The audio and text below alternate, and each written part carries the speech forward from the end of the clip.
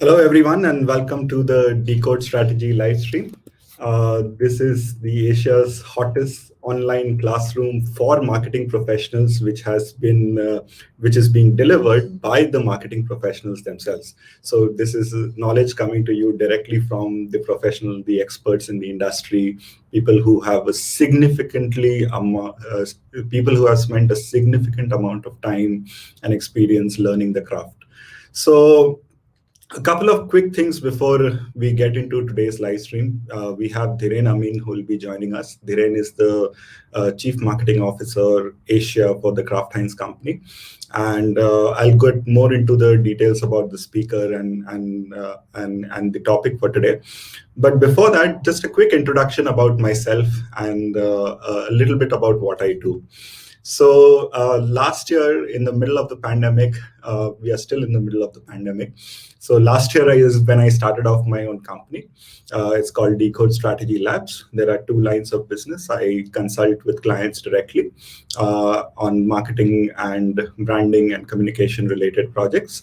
And I also run a marketing academy, a part of which is this live stream initiative where I bring professionals to share their experiences. And the other part of it is an online course which I teach on strategic marketing. In fact, a lot of things which I have learned while working with Dhiren himself are things which I have included in this course. So there are two very good events coming up. Next weekend, we have Dan White. He'll be talking about soft skills needn't be hard to master. And if you want to find out how you can actually master them, you should watch this webinar. And Dan was there with us previously in the Decode Strategy live stream when he had launched his earlier book, the Smart Marketing book. And now he's launching his second book, which is the Soft Skills book. So he'll be the first second timer on the show. And after that, we'll have Andrea, who will be joining us from Barcelona. And Andrea is a global brand director at Reckitt, and she'll be talking about positive social impact and business growth through brand purpose. She's done some phenomenal work in Latin America, and there's a lot that she'll be sharing in that session. So do tune into that session. How do you stay updated? You can follow the Decode Strategy Labs LinkedIn page. I post about all the events that are upcoming on the page, so you can do that. Or alternatively, a better way to keep track of all the events that are coming up is to subscribe to our YouTube channel, Business of Marketing. I'll drop the link in the comments section below. And if you like the session, and you should know that there is a tremendous amount of hard work and preparation that goes into all of these live streams. So if you enjoy, if you learn, do share the live stream. Just take the link of the video from YouTube or this LinkedIn event details and share it on WhatsApp. Share it with other people on LinkedIn. Do spread the good word. There is good knowledge that is being shared over here, so it would be good if you pass it on.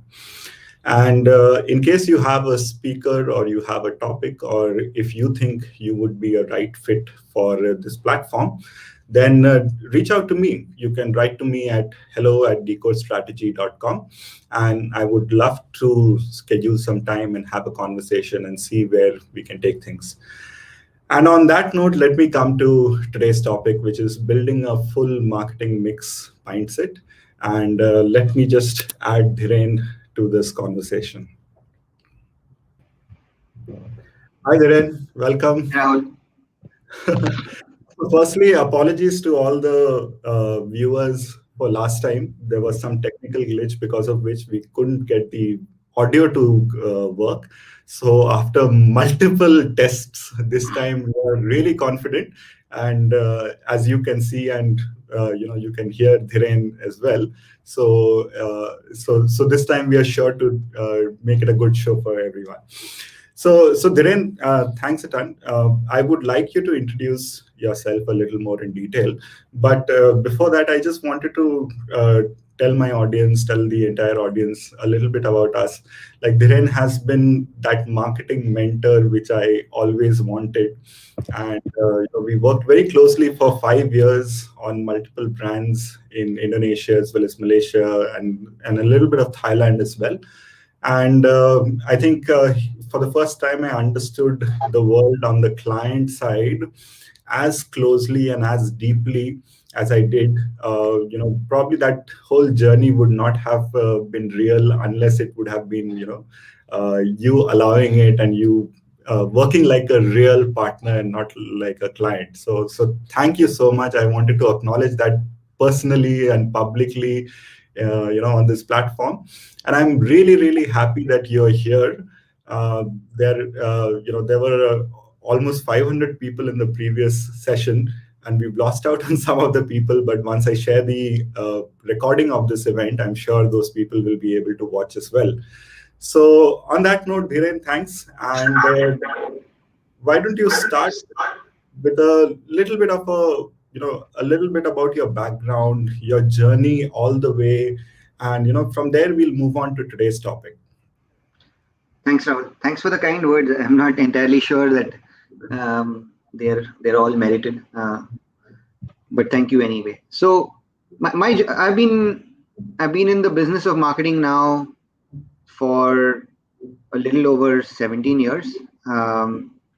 My journey can be broken up into two parts. The first part was an advertising journey, and the second part was a marketer's journey. The advertising journey was interesting. I started off in Euro RSCG way back in 2005. Prior to that, actually, I not known to many. I worked at Nielsen for a short period, and then sorry. Even I didn't know that. Yeah, I worked for Nielsen for about a year or less, and then I moved to Euro. I spent good 4.5 years at Euro, and then I moved to BBH. Spent about 3 years at BBH in India. Then my last stint was actually I was leading planning for McCann Bombay. All of this was in India. I had the benefit of having worked on a lot of FMCG brands and privilege actually in the second half of my advertising stint, and that helped me immensely. It segued nicely into my move to marketing. I moved to marketing with Unilever, who were kind enough to hire me in a global brand development role. I moved to Singapore. I did that for about 3.5 years, and then after that, I've almost spent the last. It's almost 5 years now. I've spent 5 years with Kraft Heinz, which has been fantastic. Kraft Heinz is an organization whose motto around making life delicious is something that I like. I honestly think that there is something brutally truthful about a person's relationship with the food they eat. Yeah. You cannot lie to what a person puts in their mouth. And yeah. I think that has been interesting. And Kraft Heinz has taught me a lot of how to do that and how to do what I think has been the cornerstones of marketing in my career. But so that's been my story. What I do today is, like you mentioned, I run marketing for Asia. I'm based in China, which is the place you have to be if you want to grow in Asia or actually in the world. It's the biggest growth market for many companies, including Kraft Heinz, and that's why I'm here. So yeah, that's been my journey, but I'm sure we'll talk as we go along. Awesome. So the structure of today's discussion will be that Dhiren will start off with a short presentation, which might take like 20-25 minutes or so, and there are some really interesting case studies, and so stay tuned for that. But we are also experimenting with the structure a little bit, and after that quick starting point, the presentation in the beginning, we'll move on to a slightly longer discussion, because there are a ton of questions which need to be elaborated, and those fit a more question answer kind of a discussion format much better. So we are trying to take as much advantage as we can of Dhiren's limited time. So we'll start with the presentation and then we'll move on to a question answer session. And in the meantime, if y'all have any questions, if y'all have any comments, I would love to know where everyone is tuning in from, because there are a lot of people I can see who are watching this event live. So I would love to know where you're tuning in from. So do drop your, your city or your country details into the comment section. So that's all we get to see, when you post a comment. So on that note, Dhiren, should we load up your presentation and get started? Yeah, let's do that. Can you see my screen now? Yeah. Okay. So actually, I'll start my presentation with something that one of your prior guests, Prem, who I have a lot of respect for, mentioned. And he said something which is very true. Defining what's to be done for a brand or what its problem is a marketer's job. And inherent in definition of the problem, a good marketer should also be able to identify the solution to what they want. The job of agencies is to amplify that solution in the best way possible. But the starting point of what I want to talk about today is that what's to be done for a brand and its growth as a business is primarily a marketer's responsibility. And which is why, if you see, the first quote that I wanted to start with is 10% of a commercially successful marketer's time should be spent on communication. 90% should be spent on commercial creation. It is to be spent on the things that need to be done that allow for you to create communication. A marketer's remit is way more large, or should be thought of as way larger than just being in the business of communication and media, because in reality that is the case. To make my point, what I want to show you is this is typically a portfolio, right? You'll know all the products you sell, but inherent within that are things that are very core to your product. There's the pack, and the marketer's job is to define the design and the structure and to ensure that it wins versus competition.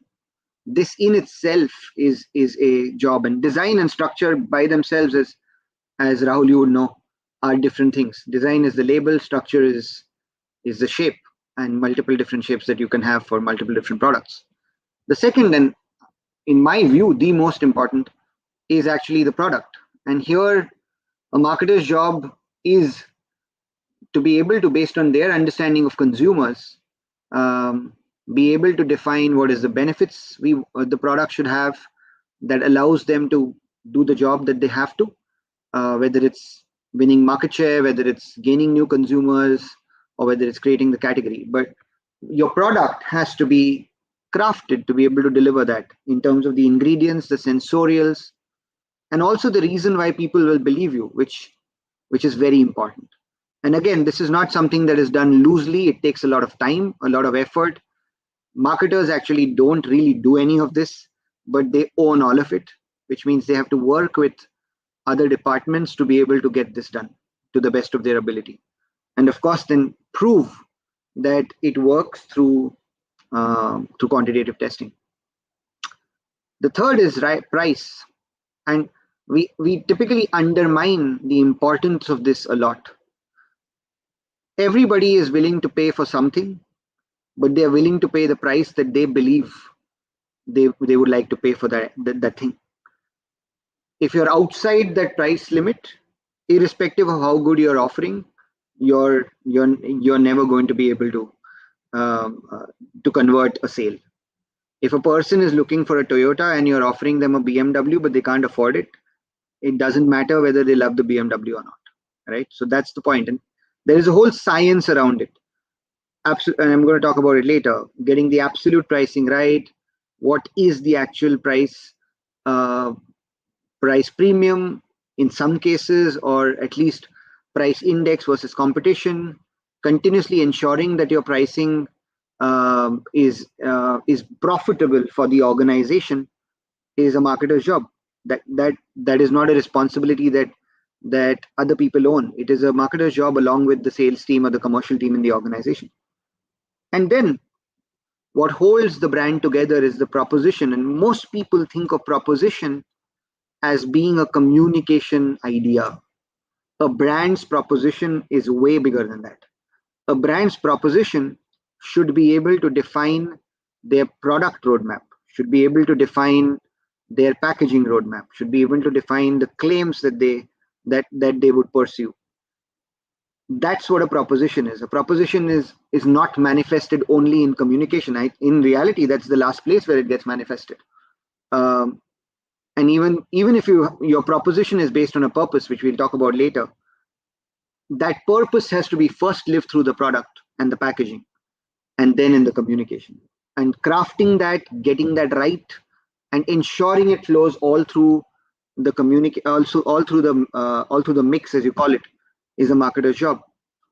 And then finally, it is about innovations, which is continuously creating products and packaging that extend a brand, that allow for it to get newer consumers into the brand, that allow for it to drive a premiumization of the category. Again, these are things that only a marketer is responsible for thinking of. And this is a very different job from how a lot of people would perceive marketing to be. This covers the full scope, which is why I took out the slide. But most marketers need to be judged on commercial value, because at the end of the day, what they're helping deliver for the company is commercial value. And when I mean commercial value, I mean only two things. I mean sales and profitability. There is a third, which is should be a byproduct, which is winning share versus your competition or growing your consumer base. But this will be a byproduct of sales and of your sales and profitability. So that's why I think a marketer's job is about doing all this. And if you get this right, if you have clarity on all of this, the communication will hopefully be very, very clear. And that's why when people ask me to define in a simple way what marketers do, I say this: marketers are in the business of commercial crafting. The commercial part is what they deliver: sales, profitability, competitive wins. And the way they do it is through brand propositions, through packs and products that win versus competition at the right price, and ensuring that the promotion mix, or what we call media and digital media as a part of that, both above and below the line, target the right people at the right place. And again, one of the things that you have to remember is communication is not just what you see in the flashy digital media, or what you see on TV, or what you see um, in on your screen. A lot of it is actually in store. A lot of it is outside your screen, and that's equally important. And a responsible marketer will keep that in mind. So yeah, to me, the whole concept of marketing is about commercial crafting, and which is why the way I want to present some thoughts today is around what I call marketing backstories. And what I'm going to try and do here is to talk about some stories where people remember the communication. And of course, I will plug the company I work for, which is Kraft Heinz, and the case studies we have. But what I'm going to try and show through those case studies is show the communication first, but then show the backstory that led us there, just to make the point about it wasn't really just the communication or the media. There was a lot that happened before or during that journey that led us to what people finally see. So the first case that I'm going to actually talk about is Rahul, the one that you and I worked on together when you were with the agency. It's for a brand in Indonesia that we own called ABC Soy, and this was around the purpose for ABC Soy that we have been pursuing for the last 3 years, which is about getting husbands to cook for their wives, and the whole campaign was around "It's time real husbands cook."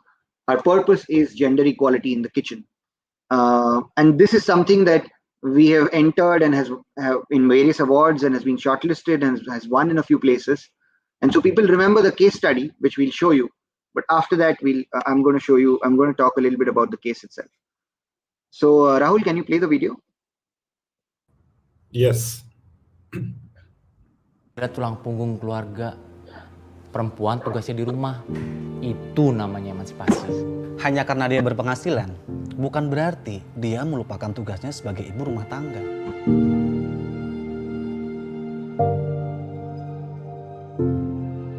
In the world's largest Muslim majority country, patriarchy is deeply entrenched. While women are gaining equality at work, they are paying a price at home. Seberapa banyak pun penghasilan saya, tetap aja saya dipandang sebagai ibu rumah tangga.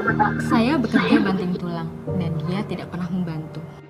As a cooking brand used in over half of Indonesian kitchens, Kecap ABC had a responsibility to fix this inequality at home. So, we started with the kitchen. Real Husbands Cook is a campaign to get Indonesian husbands to cook and become equal partners. We launched with a moving testimonial of a recent divorcee calling on husbands to change. Kami bercerai setahun yang lalu, dan itu salah saya. Padahal dia lakukan semuanya.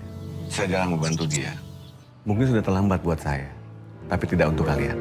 The film polarized the country. A panel of divorcees responded, turning hate into positivity. We then invited men to join the Real Husbands Cook Academy online, where celebrity chefs made Indonesian recipes husband-friendly. A web series featuring Academy graduates popularized Real Husbands. A nationwide activation enabled husbands everywhere to be part of this change. Pengen orang-orang tahu kalau suami atau lelaki itu nggak apa-apa masak. Ya menurut saya masak itu emang hal yang kecil ya, tapi karena suami saya yang masak, itu bangganya beda, luar biasa banget. On Mother's Day, we broke a record. And for Ramadan, we broke age-old customs. We woke up husbands before dawn so they could cook the first meal instead of their wives and break the traditional fast.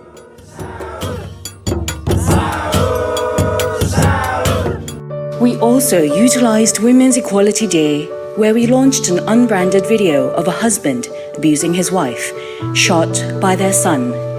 People believed that the video was real, and it sparked a national debate around gender inequality.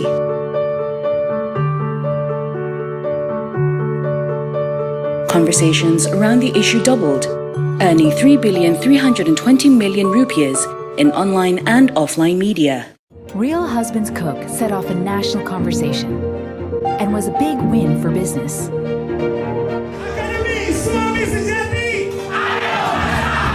But the biggest win was for working wives who tasted equality in the kitchen for the first time. Thanks, Rahul. Can you still see my screen? Yes. Yes, we can. Okay. So the point I wanted to make in this backstory is that behind every great purpose lies an even better mix. And what people did not know, of course, and this video doesn't talk about it, is that in 2016, when we looked at the brand, we realized that the brand had been declining in market share versus its competition for close to 10 years straight. And that for any marketer or for any organization is a scary place to be in. And the reason was not really related to communication at all. We overall, if you look at the marketing mix, it was all fully broken. The proposition was not, there was no strong functional need. And I'm being very clear in my words, functional need for people to buy us. Our product was at best parity. Our pack was not standing out. We were not investing enough. There were issues with our pricing. There was issues with there were gaps in distribution. And so it wasn't really about actually fixing the purpose at all. It was about identifying a strong differentiator versus our competition that allowed for us to start winning versus them. And it was a very simple reason to believe, which you can see on the pack in Indonesia around first press. And it sounds very small, but our entire marketing mix was then built around that one benefit. And for close to 3 years, we simply pushed that one benefit rigorously on pack, in proposition, in product, in promotion. We ensured that our pricing was in line with our offering. And over a period of 3 years, we just steadfastly spent time ensuring that this was fixed, that people actually knew why they had a reason to buy us, a functional reason. And when I mean functional, I really do mean functional. I mean, for at the end of the day, Lifebuoy is bought and its functional need is around germ protection. It builds on top of that, right? So that is required for every product and marketing mix, for you to have that level of clarity of why people should buy your brand over other people, and that has to be a functional need. It is about usefulness. Somebody used this quote very well. The first job is to be useful, and even for a brand, the first job is to be useful, hopefully in a way that's different. And if you don't have that, then there is not much else to build on. And so that's the first learning from our backstory, which is always start with the mix, not the communication fundamentals. Focus on the pack, shelf standout. Ensure that the promotion spends are sufficient and the visibility in stores is enough. Ensure the product is winning. The product has a reason that people can tangibly feel they should be able to buy this product versus anybody else's on the shelf. Ensure the pricing is right. Ensure that for the value you deliver, you're charging the right price. And proposition, sometimes it's about just ensuring that you talk about the things that truly differentiate you from other people. And those are fundamentals, but sometimes ensuring that you work on those fundamentals is what makes great marketing. It doesn't make for sexy marketing, but it makes for great marketing. It doesn't make for award-winning marketing, but it makes for share-winning marketing. And at the end of the day, that matters. And that's what we did. It was essentially about that for close to 3 years. The second part of the backstory in this particular case is that even the shift from a functional-led preference, which is I buy you because you give me this, to a purpose-led preference, which is the one you saw around gender equality, was backed by a solid business need. And that was around accelerating consumer penetration, which is about getting more consumers than we were getting till that point in time. We actually realized when we looked at our brand tracks that we were winning, but we were not winning because we were different. And that was something that we needed to fix. Our brand always stood for appreciation. And then, thanks to some of the work that the agency did, we tried to understand if our brand stood for appreciation, what was the Indonesian interpretation of appreciation. And we actually understood that when an Indonesian working wife says she wants appreciation from the husband, she actually wants equality in sharing household chores. And that was the Vola moment, which is we realized that actually we could build a purpose as a cooking brand around getting gender equality in the kitchen, because that's what she wanted. She wanted a husband to be an equal partner in the kitchen. That would make her feel appreciated. That is where we then said that could be a source of appreciation. Of course, it helped that it was one of the top attributes in the category. But again, the point I want to make here is be sure of what your brand can and cannot do. We could not stand for equality as a blanket motivation. We could stand for equality in the kitchen. We are a cooking brand. And that is where the shift was necessary. So we went from a functional promise of First Press to this, which is gender equality in the kitchen, but it was driven by a pure business need of the fact that we were not as different as we thought from our closest competitor. And that led to what is eventually the case you saw, which is gender equality in the kitchen, or Real Husbands Cook, as we call it, which still goes on in Indonesia. But I need to land this point quite clearly that even today, it is not the not the only one, or not even the most important pillar of the brand plan. Each one of the others are important. The pricing remains important. The innovations that we do to get more consumers into the category remains important. The packaging remains very important. So it is important for marketers to also not get carried away with the successes of communication, which are fast and they serve as an adrenaline rush, but to ensure that they put their head down the next day and keep focusing on what matters for the brand. The second backstory that I actually wanted to show you is about this learning, which is the pack matters. Actually, the pack, and you can call packaging anything, right?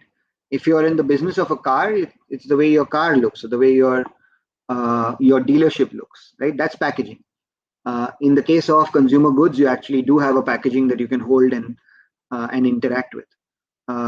In the case of technology or products that you buy from technology, phones, the pack in which your product comes is important. So packaging has different ways of interpretation in different categories, but it is always very important. The experience of your pack is significantly more valuable in driving results in most categories than just communication, right? Of course, significantly more true on consumer goods, but in other categories as well. And here I actually wanted to show a case of something that we have been working on in China, and it was a campaign which very recently was shortlisted in multiple awards, and it's a bean curd brand that we own, and we have actually started a journey for this bean curd brand around making it something that brings back childhood memories for millennials. So its purpose sounds very lofty. It's about ensuring that people keep the memories of their childhood through the food they eat. But the backstory is, I think, what I wanted to land. But before we get there, have a look at the case.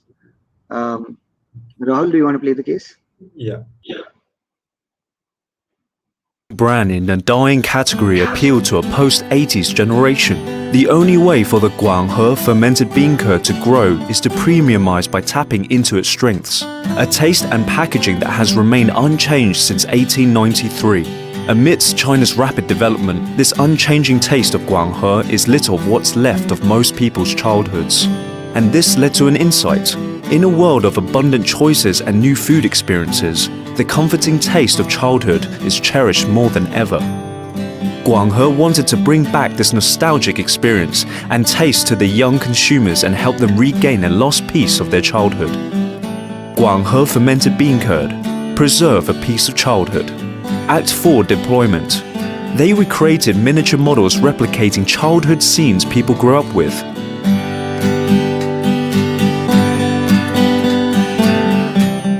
And hid them in the forgotten corners of the city. Millennials were then invited to go on an immersive exploration to hunt for these pieces of memories. 像我小时候就是出去玩之后就不回家，然后我妈就要在外面扯着嗓子大喊要回家吃饭了。小的时候家里要做饭做菜，就会打发我到大街上去买点腐乳这种，就是这种店面真的是一模一样的。The idea was amplified through a documentary showing the making of these miniatures.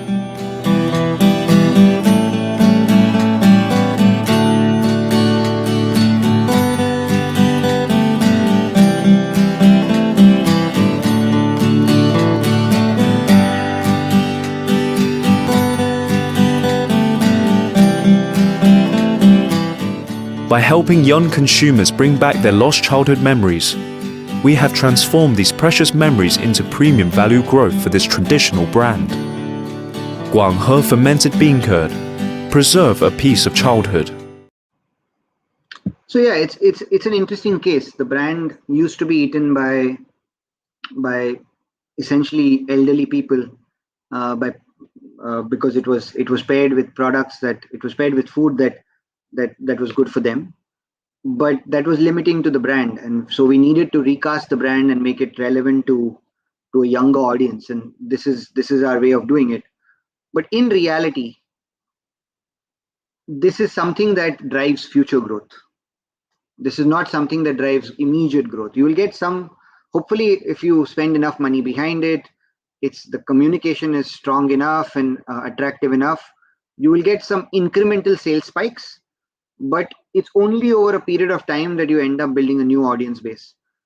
Our immediate growth came from fixing a packaging challenge that the brand had, which was much more urgent and immediate. And if we had not fixed that pack challenge, which had to do with the cap of the product, we would have not grown, irrespective of how good this campaign was.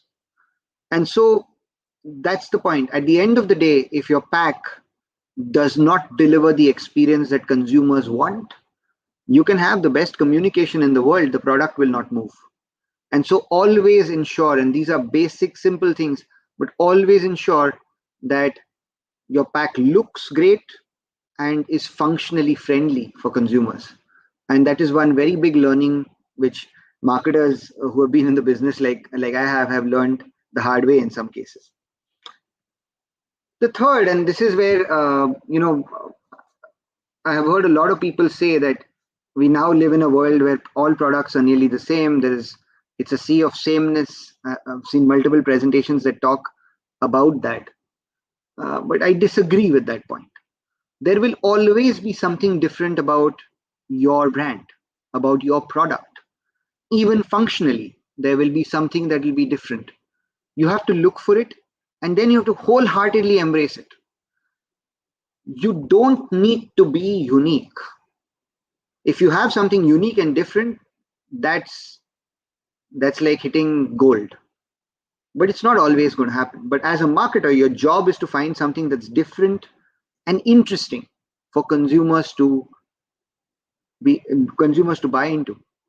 And that is the responsibility of a marketer. And here I'm going to show a case that, again, something that we worked on with Rahul earlier. Rahul, do you want to play the case?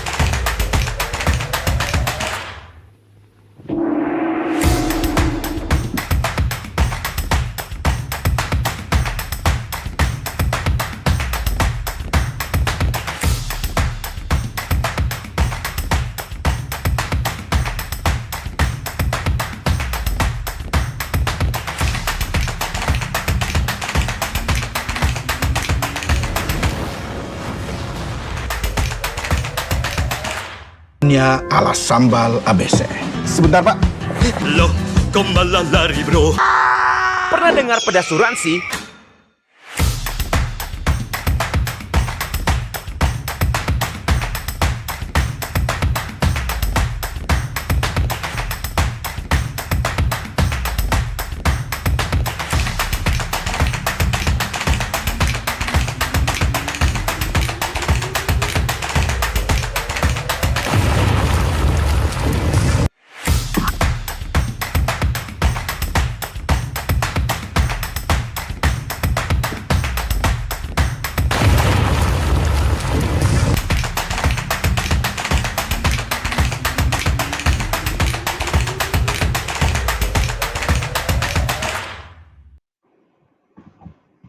Thanks, Rahul. So the truth behind this story is what we identified for this brand, which is actually a chili sauce brand, was that we could make a claim about being spicier than the competition. And that was our different. Our different was that our chili sauce we could make a claim around being more spicy. You could argue that in a category of chili sauce, being spicy should be table stakes. It wasn't. There was nobody who actually owned that attribute. And from a product standpoint, we had a story around being spicier. So that became our different. And we identified and said, that's the thing that we are going to talk about consistently over a period of time. Then the agency's job became to identify a way to do it that was truly interesting. And the agency came up with the idea of the world's spiciest noodles that were backed by that were so spicy that they would need a spice insurance. And that became the idea. And this was something that was shortlisted at Cannes recently. And so that's my point, which is you will always have something that you can say is different about your brand or your product. The job is to keep looking and digging, looking at your data, looking at what competition is doing and identifying that. And we owe that to the brand. The next few product stories, the backstories, I'll go through very quickly. And these are not from Kraft Heinz. The first three cases were Kraft Heinz. But there is a certain amount of responsibility in having an eye for detail for your products and your communication. The eye for detail in the products can either make it or worse, break it, because they keep evolving with time. And I'm going to show you some examples. This is there are two cases here. The first one is Zune. Zune was a competitor to the iPod launched by Microsoft. And when it was launched initially in 2006, it actually took off rather well, but they had not thought through the details. And on December 31st, 2008, most 30 GB Zunes stopped working because they did not account for a change in the leap year date. Now, one could argue that, oh my God, that's so sad. But in reality, that's something that everybody in the organization should have picked up, and something at the end of the day, as brand owners, marketing should have also thought of in the detailing of the product. Another example is Relenza, which was launched by GSK in 2006 to fight avian flu, was withdrawn for respiratory problems. And there was another brand that was launched around the same time, which didn't have this issue and continued to make became a very large commercial success because they had thought of this detail and Relenza hadn't. The second point is this is a point about how good a product story can be. Kikkoman is a soy sauce that's known for salty soy. That's their strength, and the taste of salty soy is something that most people in this who eat Kikkoman or have interacted with it know. But the brand marketers or somebody in their company has had the intelligence of keeping evolving that brand strength over a period of time. So they moved to healthier Kikkoman, they moved to double fermented Kikkoman, and that's a good example of how you can take a functional strength of something as simple as a soy sauce and over a period of time make it different and keep evolving it with the times, which again is something that marketers have to spend their time on. And finally, marketers and companies sometimes get too caught up or in love with what they're selling. A great example of that is actually Polaroid. Polaroid in the 90s and even in the early 2000s was a phenomena. It was a brand that was known for instant pictures. The communication was amazing. It was just fantastic. It had a golden run. But it didn't see that there was a genuine threat when actually the first phone with ability to take pictures was launched way back, I think in 2000. And then actually Sony Ericsson, I think it was the N30, launched in 2002 with even better picture taking ability. But the brand Polaroid did not recognize this as a threat. And before they knew it, this became the norm, and this became how people like you and us took photographs, and Polaroid disappeared. And so again, marketing has the responsibility of looking into details, identifying what are threats, and reacting to them fast enough. Because if they don't do that, either like in the earlier case, you can actually have a product success like Kikkoman. But if they don't, in this particular case, you could become obsolete rather quickly. And then the next backstory is about, at the end of the day, and this is the last one, value trumps desire, which is why getting the price right for your brand is what will convert desire into reality. We may all want to buy the most expensive brands in the world, but we can't afford them. There are things we can't, there are things we can. If your brand fits in something that is desirable to the people you want it to be desirable to, your only ability of being able to convert that desire into a sale comes from actually getting the right price. Not your only, but I think the most important. Because like I said, if you're in the market for a Toyota, you may have all the features of a BMW, but if you're priced as a BMW, you're not going to convert a Toyota, a person looking for a Toyota. There are companies that actually got this wrong. Not many people know the famous ad that Apple keeps talking about, the 1983 ad. The product failed. The product failed because it was priced at $2,300, and I'm talking about 1983, and that led to the eventual demise of Apple, and then of course it resurrected. But this was a big failure. People remember the ad but don't remember the failure. Apple did it again. In 1997, they launched another version called the 20th Anniversary Macintosh, which was actually, there's a backstory there. It wasn't actually the 20th anniversary, that was later, but they launched it as a way of relaunching. And again, it failed because it was priced at $9,000 in 1997. And it had everything that you could, it was the most unique product in the market. It had functions that other people could not afford. It was fantastic. It was also one version of the lowest cost mobile computer at that point, which later we now know as laptops. Came home delivered in a limo, but failed because this pricing was absolutely wrong. And then, of course, there are examples of pricing done right. And these are brands in India which got it right and very well. And sometimes pricing is very important for two reasons. One, to create a consumer base, right? So for example, Coca-Cola, I would believe in 2002, was looking to expand its consumer base. It was looking to get more people to have Coke. And so they launched a 200 ml at 5 rupees, I think, or maybe it was 100 ml. I don't get the details, but they launched a 5 rupee variant that allowed a lot of Indians to try Coca-Cola for the first time. And that was the success factor. Fair and Lovely, for example, people remember the ad, which is called Commentator, launched a sachet for Fair and Lovely in 2004.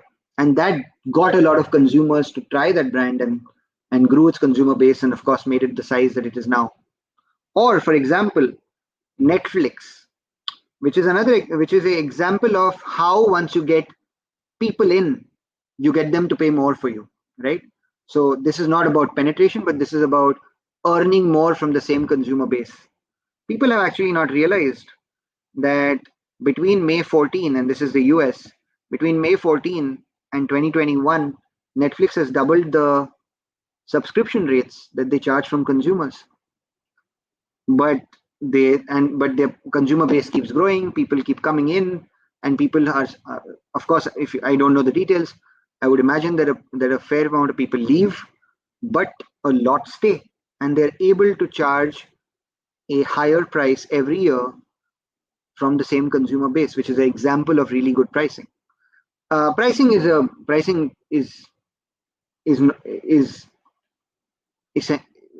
not an art. Pricing requires tactics and strategies. This session I can't cover all of them, or any of them actually. But there are ways in which you will define price, which is a rigor that marketers have to go through to know what is the right price that they're selling the product at.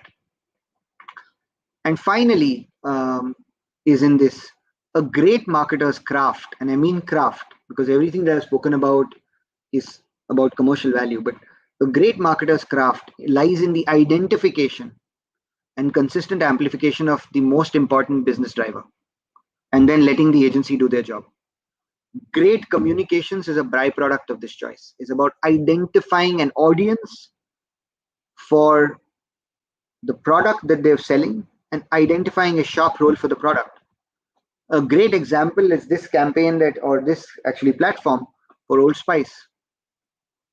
The trick in Old Spice's communication was they identified a barrier for men to deal with deos, and that was that most men didn't buy deodorants because they thought it smells like women. It was a question to their masculinity, right? That was a sharp definition, because they said that men like to try deos, but they don't want to buy them because they are worried that they will not look masculine enough or not feel masculine enough, even to the opposite sex. Their definition hence was to get people who are interested in deos but stay away because of a question on their masculinity to buy the product. And they created a range where the scents were more woody, that allowed for men to believe that actually they could smell like a man. The rest, of course, was the campaign. But in reality, the definition of the brief would have been that they are probably deodorants that are targeted for men, crafted for men. And the rest, of course, then became history. So that's it, really. There are 5 mantras that I think always have helped in doing any work on brand building. And these are the 5, at least in my view.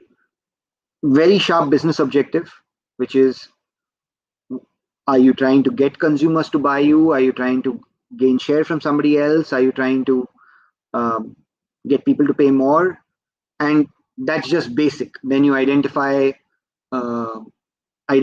in an even sharper manner in terms of the audience and things like that. But that is the most important thing, and nothing starts without that. The second, the problem and solution is always in the other 5 P's. It's never in the communication. Communication alone is never an issue. I think that's putting too much value on the communication. Third, spend time on creating brands that deliver value. This is in the hardware of the product. It's in the selling proposition, the pricing, the packaging, the product itself. Fourth, physical and now, of course, digital, which is e-commerce availability, is always greater than mental availability. Your brand can be very desirable. If people don't know where to find it, it does not matter. It will not be bought. And finally, when it comes to purpose, there is a place for purpose, but people should be striving for business-led purpose.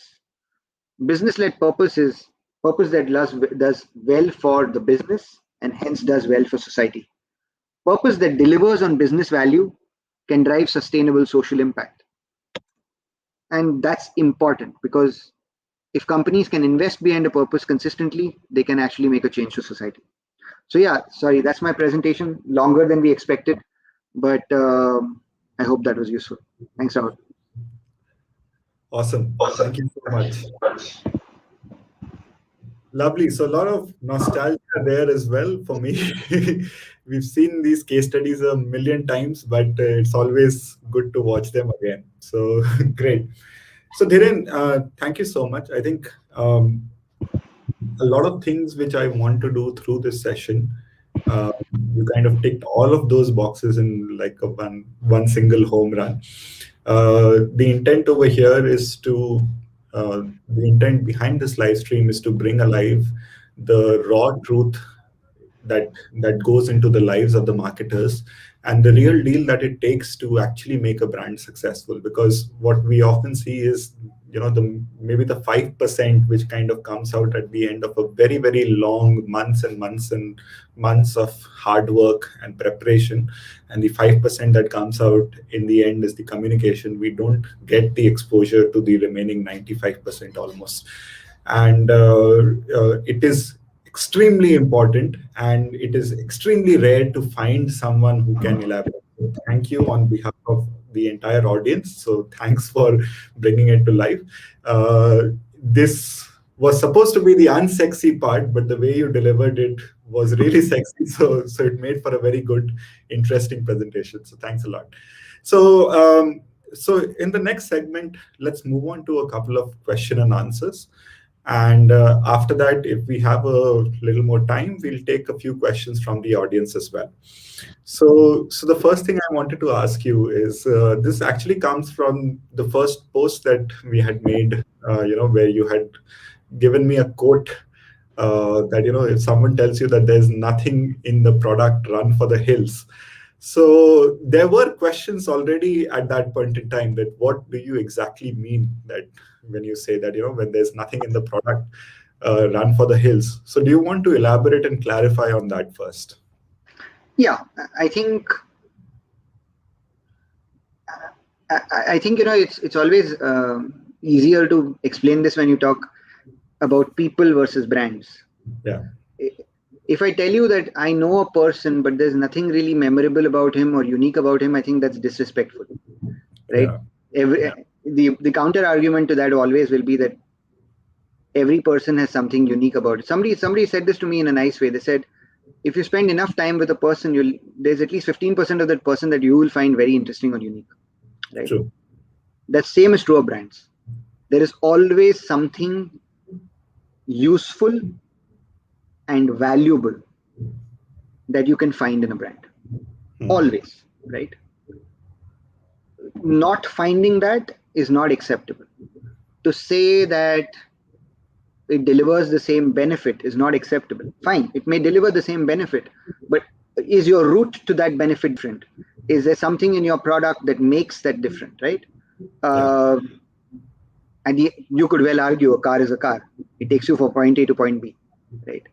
And I'm making it a broad generalization, but there can be differences that you can make in the looks of the car, in the material of the car, now of course that is a completely different science almost.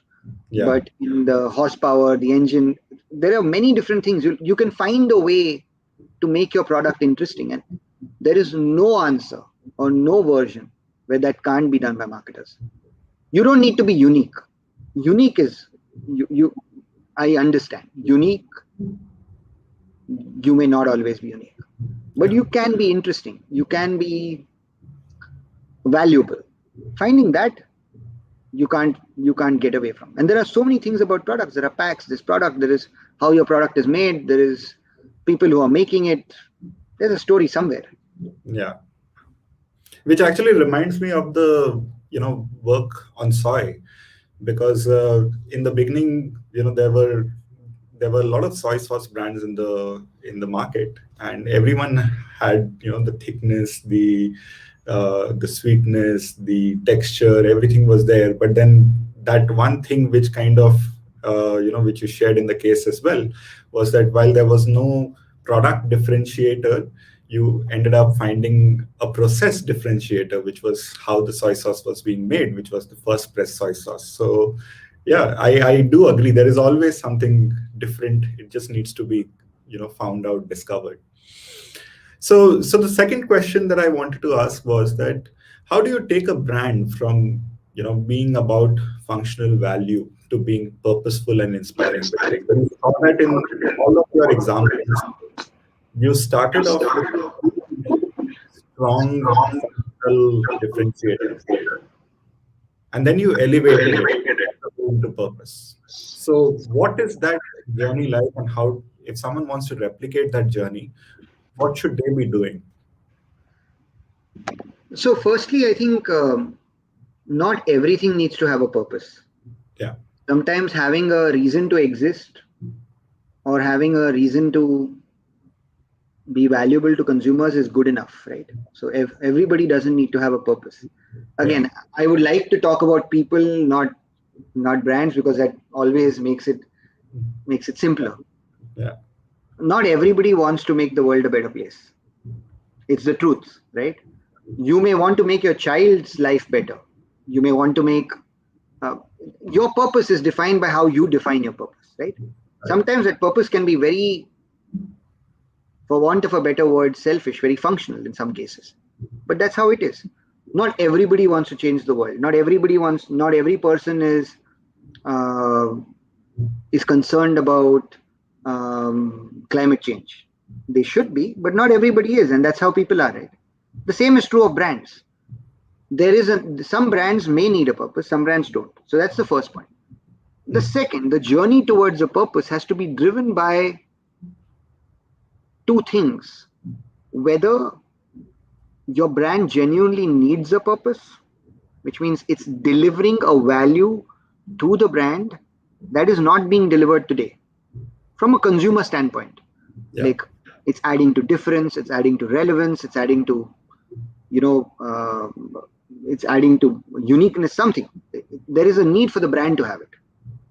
The second is credibility, which is, can you credibly make a can you credibly stand for that purpose sustainably, right? Again, another brand that we worked on. Okay, let me not take that an Indonesian example. Let me take an example of the one we just saw. We can credibly stand for childhood memories. Because the brand has at some point been eaten by kids in their childhood, and now they've grown up to be millennials. So bringing childhood memories back, firstly, in the conventional definition of a purpose, is not a purpose. Right. It doesn't change the world, but it makes people's lives better in that sense. But that's encoded in the brand. We're just extending it to a larger order purpose, right? Sorry. So let me talk about the Indonesia example. So, for example, when we were working on sardines or canned fish, the product is for kids and it's for making kids smarter. So the purpose about making Indonesian kids one of the smartest in the world is a direct extension. There's credibility there, right? So these are always two things that brands have to think about. What value does it add to them? Does it make them more relevant? Does it make them more different? These are the only two things purpose can do, right? Yeah. And third, is it credible? Sustainably credible? Yeah. If the answer to all three is true, then you should embark on that journey. Awesome. Thank you. So I'll move on to my next question. I think one of the really strong abilities which I have seen in the way you work in your style is that you're able to take a proposition and you're able to take it through the mix. And and we've spoken a lot about this in the past as well. But do you want to elaborate on what exactly does it mean to not just have a proposition or have an interesting proposition or maybe a purposeful proposition, but what does it mean to actually take it through the entire mix? I think it needs two things, Rahul. It needs single-mindedness, and it needs and it needs what I call a non-negotiable. And the non-negotiable is that it can't exist just in communication. So if you have a functional point of view, or actually forget about functional point of view, let's talk about purpose, right? Yeah. If for example, Lifebuoy wants to stand for, eradicating deaths that are caused because of lack of sanitation, they're not just talking about that in their communication, right? Yeah. They're talking about that in other parts of their mix, right? So that's important. Heinz, for example, the company I work for, people know that the company stands for real tomatoes not because it's in the communication, it's on the pack, it's in the product, the story exists. It really is made with real tomatoes. So that's the point about the mix. If there is something that you can single-mindedly say about your brand, it will manifest across everything you do. It'll manifest in the way you source your product. It'll manifest in the way you make your product, the packaging you create, the communication you create, the in-store material it just goes across the line. But you need to be single-minded. The minute you say, I want to say two things, it can't happen. Yeah. And secondly, the minute you say you only want to do it in communication, believe me, it's not sustainable. Nobody will remember it. I think Prem again in his session said that there are things communication can do and there are things communication can't. To have the understanding that if you want to stand for something, it has to happen outside your communication is the first non-negotiable you need to work with. Correct. Awesome. So now the next thing I wanted to ask was that what do you need to do to ensure that you stick to a purpose-based platform that you've adopted, right? Because it seems like, purpose is the buzzword, and every brand tends to just jump onto some purpose, and I think you've clarified that a little better. But in your case, you've not just adopted a purpose, and the next time there is a award season, there's a new purpose. But so you've not done that. You've taken on the platform of gender equality for soy. You've taken on different other platforms, the education platform for sardines, and you've stuck to this purpose-based platform for a long period of time. And there seems to be a difficulty, generally in the long-term approach, there seems to be a difficulty, but especially if there is a purpose-based platform also, there seems to be a difficulty. So what do you think needs to be done to ensure that, you kind of adopt and then you stay on that purpose for a period of time? I think I alluded to it in the presentation. Yeah. The brand needs to grow on the metrics that it is defined for itself, for it to be able to stick to its purpose, right? Like I said, great purposes are big things. You want to change climate, you want to change equality, you want to change, the 16 sustainable goals that the United Nations have defined, right? Yeah. That needs time, effort, and money. Yeah. Right? When corporations take on purposes, they need to be able to justify the money and effort that's required to be able to make that change, right? And that's when it becomes sustainable. And I think that's really important. It may not always be commercial, like I said, it may be, I need to win market share, I need to move attribute, I need to move equity. Typically, eventually, of course, it will ladder back to sales, but that's the first primary objective. And hence, it is very important when you craft your purpose that it comes from a business need. Because if it doesn't come from a business need, it will not have the investments to make it sustainable. Yeah. And so that's the first learning. The first learning is ensure that it's properly embedded in your business, in what your business needs to deliver. That makes purpose sustainable. Even for us, well, I can't allude to details, but even for us, that was the truth. Yeah. Yeah. It kind of comes from a very core business need and gives back over time to that core business objective. Yes. Well, yeah. No, it gives back to society. It can give back to society a lot more than it does. If the business is able to justify that, correct, that investment as it should. The worst thing you can do for purpose is to abandon it. Yeah. My point is not about commercial strength. It's about abandonment. You need to be able to sustain. Which is a good segue to the next question, that how do you ensure, because we've been talking about the entire mix and not just the proposition part of the mix. So how do you ensure that responsible spending is done on the mix as a whole and not just communication? Because marketing tends to have become all about in a lot of places, it's just about the propositions part of marketing. I think it comes back to a very thorough analysis and continuous analysis of which parts of your mix are working and not working, right? Or which parts need to be fixed. Communication is usually the last. Like I said, the point is to sit down and clarify for yourself and for the organization what is not working. Is your pack not standing out? Is your product actually not good enough to get repeat purchase? Is your pricing simply not good enough, either with on or off promotions? You need to have that sensibility and then the rigor to think of that, and then spend time, effort, and money fixing that. If you have the rigor to know that, it's not a tough sell to say, that's where I need to be spending my money. The challenge doesn't lie in the split of the money. The challenge lies in the identification of what needs improvement. And I think that is necessary.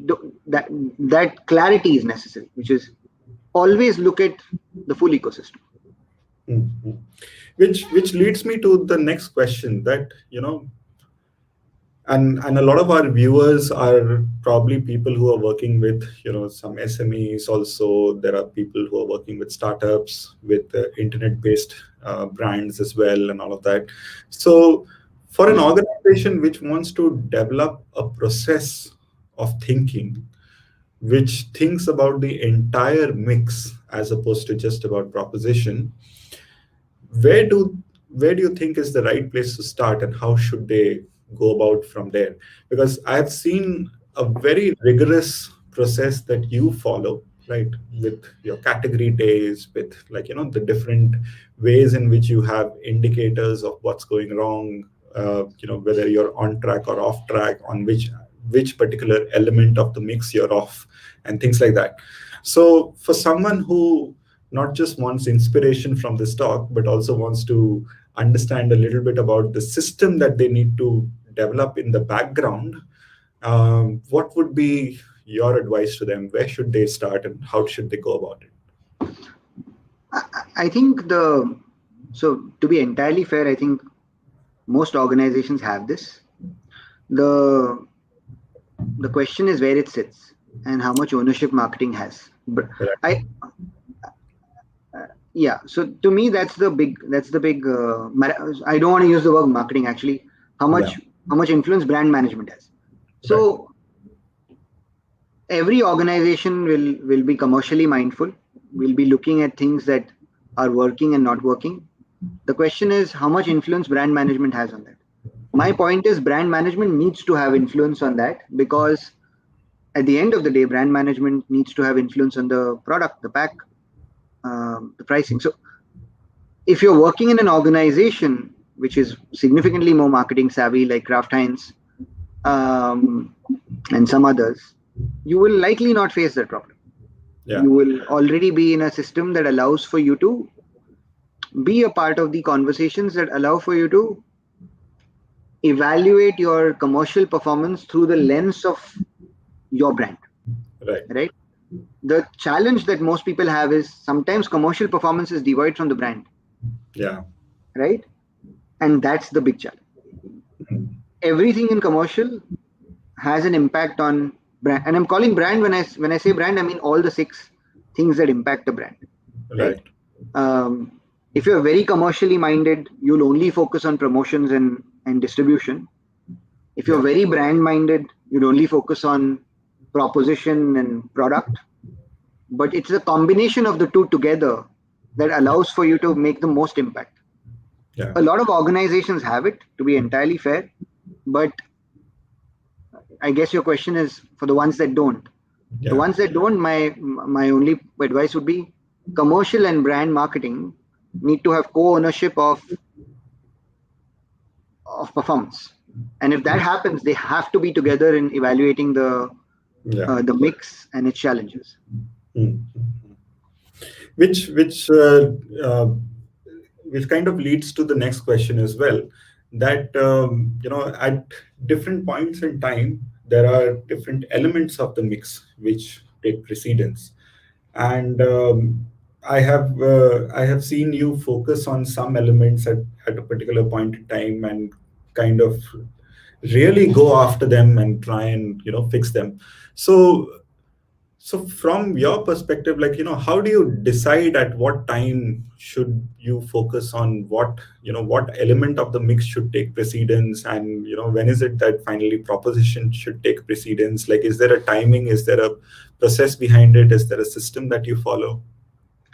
So, like I said, if you're thoroughly evaluating what's wrong, you will notice, right? It's not tough. Now, thorough evaluation means testing and all of those things, which I won't get into. But like I said, if you're thoroughly evaluating your commercial performance with the brand's mix, you're likely to look at each of these elements. When you identify which one is not working, that's the one you'll focus on. In some case, so let me give you an example. It's a very bad example, but for example, Cadbury's in 2004 or Maggie in 2017. When they had the crisis, there was only one thing to focus on, right? They had to focus on the product, fix it, and work on it, right? So sometimes your hand is forced. Right. Sometimes your hand is not forced. Sometimes you'll realize that it's quite obvious that maybe your packaging is not standing out on shelf. You will recognize it because your commercial partners tell you. You'll recognize it because your product is not moving on the shelf because of your store data. But you'll arrive at that answer. But the starting point is ensuring you look at your commercial performance and marry it with saying, okay, is there a problem with what I'm selling versus how I'm selling, right? So that's the big difference. But proposition, Rahul, proposition, for example, would never, like I said, is a byproduct. It's about what you are communicating. The only time your proposition could be a problem is if your communication is not good enough, even though your product has a story or your brand has a story. Right. Great, that could be a reason.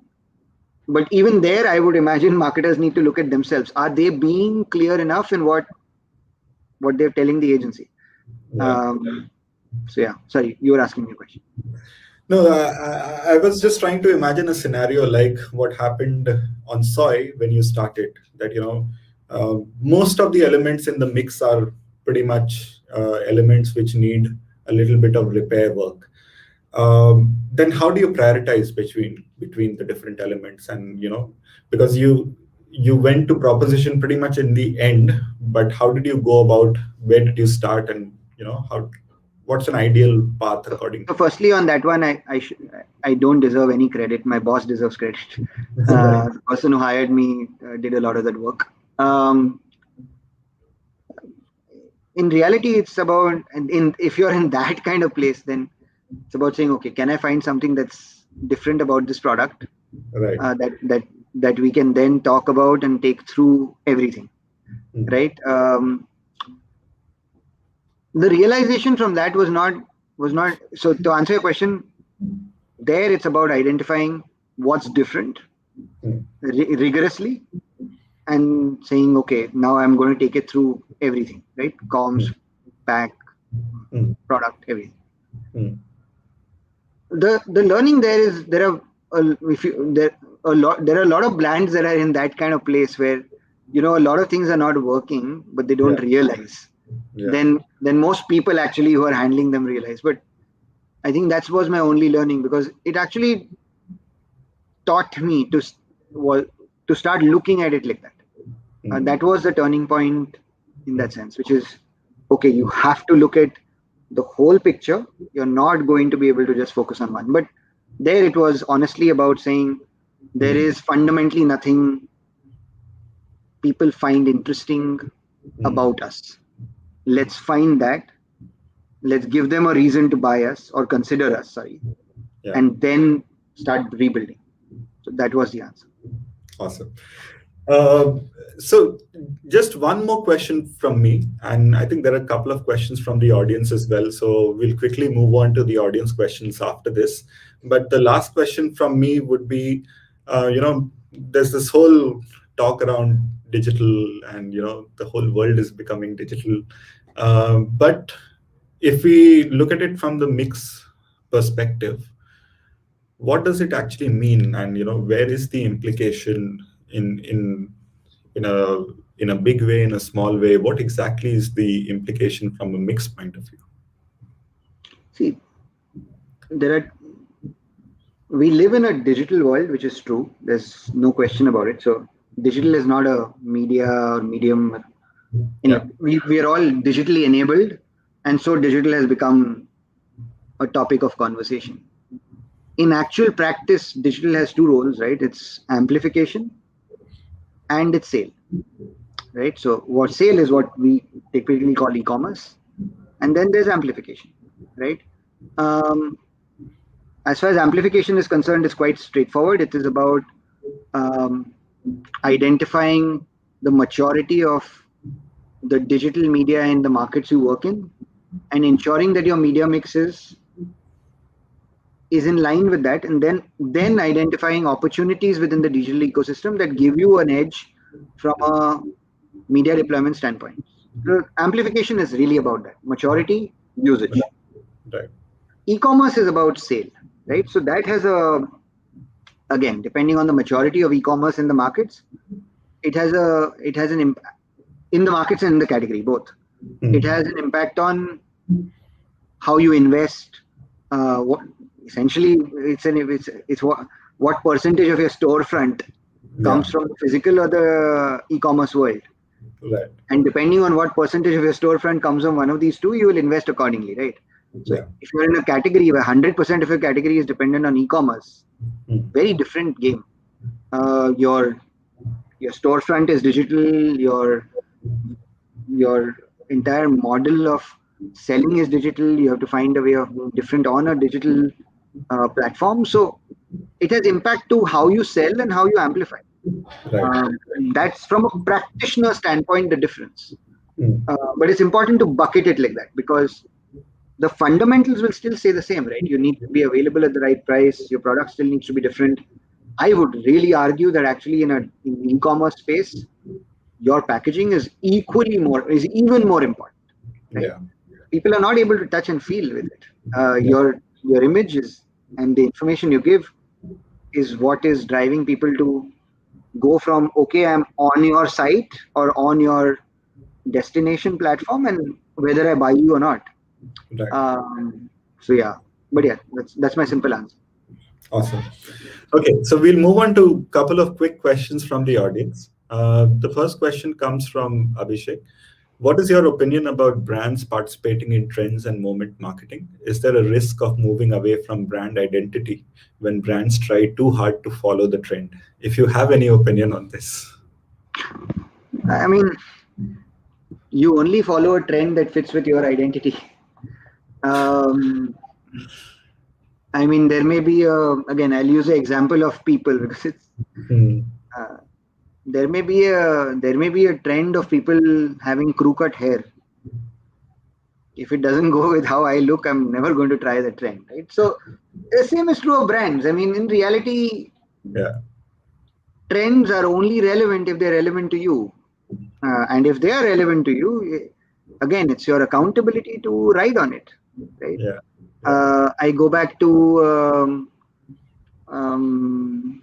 I'll go back to an example of Kraft Heinz in the US. There was a trend of, not trend, but it was an insight that people were missing breakfast because they simply did not have time.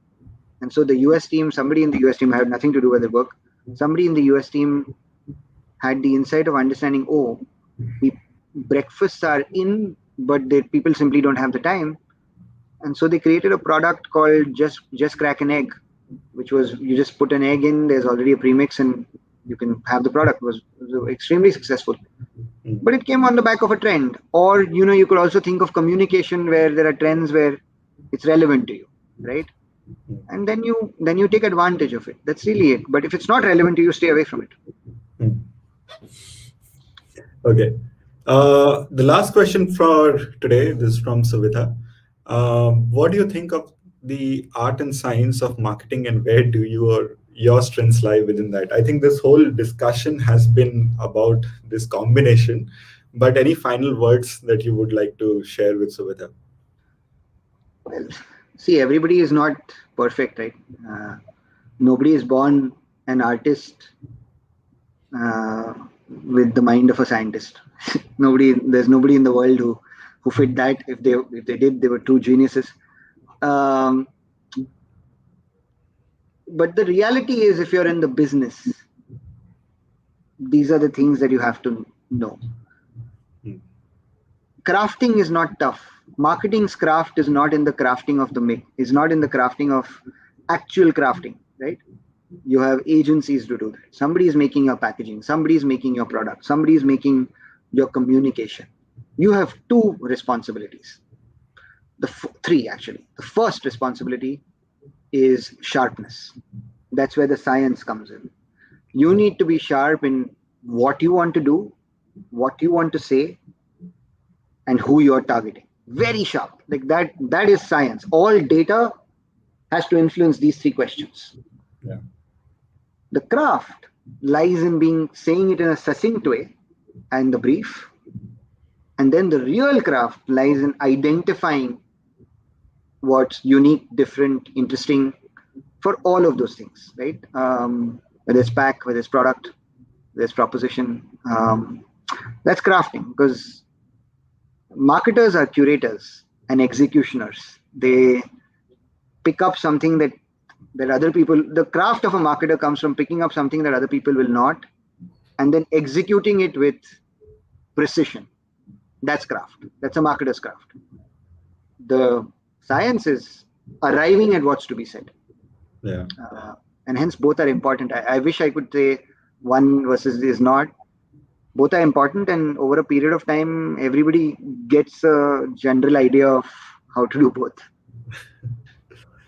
Awesome.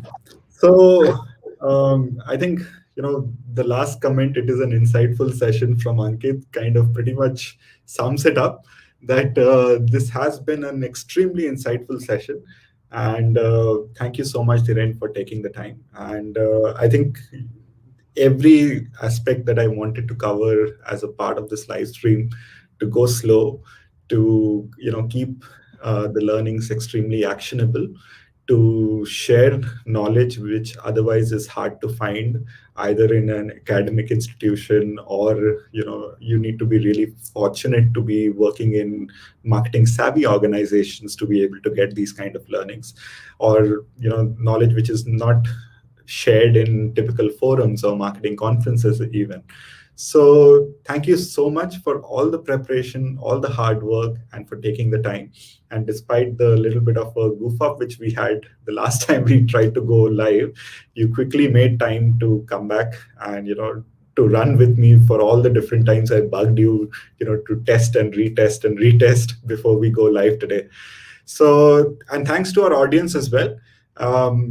You've hung on with us for a very long time, despite the challenges that we faced last time, and it's been interactive. You've been very helpful, so thanks to everyone who tuned in. And with that, we'll end today's session. Thank you, everyone, and thanks a lot, Dhiren. Thank you. Take care. Bye. Bye.